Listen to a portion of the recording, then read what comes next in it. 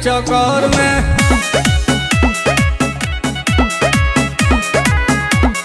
पढ़े के बेरा तो जाके घूमनी रहर में, गिर गइल बानी अब ओकर नजर में। हो गइनी कंगाल हम तो माल के चक्कर में।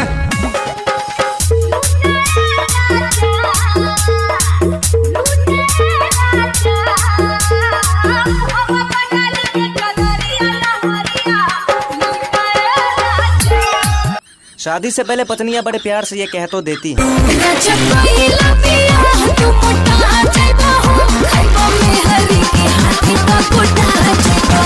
लेकिन शादी के बाद बेचारा पति उससे भी ज्यादा दुबला होता है, क्योंकि उनको टाइम पर खाना नहीं मिलता। पता 8 बजे टूटे रोज तोहारी वो